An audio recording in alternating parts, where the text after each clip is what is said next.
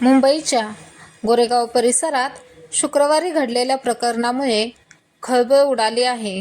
गोरेगावमध्ये एका इमारतीखाली संशयास्पद अवस्थेत एका व्यक्तीचा मृतदेह आढळल्याने रहिवाशांना धक्का बसला. त्यापेक्षाही धक्कादायक बाब म्हणजे जेव्हा त्याच्या पत्नीला फोन केला गेला तेव्हा तिनेही आत्महत्या केल्याचं समोर आलं. त्या व्यक्तीची पत्नी फ्लॅटमध्ये मृतावस्थेत पडली होती. घटनेची माहिती मिळाल्यानंतर पोलिसांनी घटनास्थळी धाव घेत मृतदेह ताब्यात घेतले आणि तपास सुरू केला आहे. गोरेगावात पत्नीची हत्या करून पतीने इमारतीच्या 5व्या मजल्यावरून उडी घेत आत्महत्या केल्याचे प्रकरण समोर आले आहे. किशोर पेडणेकर आणि राजश्री पेडणेकर असे या मृत दाम्पत्याचे नाव आहे. पत्नीचा मृतदेह खोलीत तर पतीचा मृतदेह इमारतीच्या आवारात सापडल्याने पत्नीची हत्या करून पतीने इमारतीवरून उडी मारल्याचा संशय पोलिसांनी व्यक्त केला. किशोर पेडणेकर सेल्समन तर पत्नी राजश्री पेडणेकर या फिजिओथेरपिस्ट होत्या.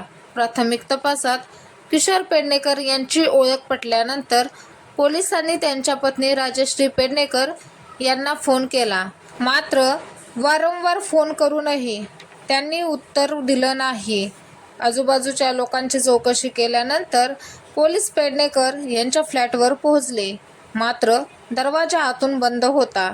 पोलिसांनी परत खाली येऊन शोध सुरू केला तेव्हा त्यांना किशोर पेडणेकरांच्या गळ्यात 2 चाव्या लटकलेल्या आढळल्या. पोलिसांनी दोन्ही चाव्या काढून त्यांच्यासह फ्लॅटचे कुलूप उघडण्याचा प्रयत्न केला. या चावीने दार उघडले पण आतील दृश्य हादरवणारे होते. राजश्री पेडणेकर यांचा मृतदेहही फ्लॅटमध्ये पडला होता. राजश्रीचा गळा दाबून खून करण्यात आला होता. त्यांच्या गळ्याभोवती कापड होते असे पोलिसांनी सांगितले. आत्महत्या करण्यापूर्वी किशोर पेडणेकर यांनी एका नातेवाईकाला मेसेज करून त्यांची बँक खाती मालमत्तेची माहिती दिली. मी जिवंत नसेन असंही त्यांनी त्या मेसेजमध्ये लिहिलं होतं. पेडणेकर यांनी दिल्लीत राहणाऱ्या मुलाला फ्लाईटचं तिकीट पाठवून रात्री 9 पर्यंत मुंबईत येण्यास सांगितलं होतं. दरम्यान प्राथमिक तपासात आधी राजश्री यांचा खून झाला असावा आणि नंतर किशोर यांनी आत्महत्या केल्याचा अंदाज व्यक्त करण्यात येत आहे. तपासादरम्यान किशोर पेडणेकर हे तणावात व इतर काही आजारांनी त्रस्त होते. डिप्रेशन आणि डायबेटिसची औषधेही घरात सापडली आहेत.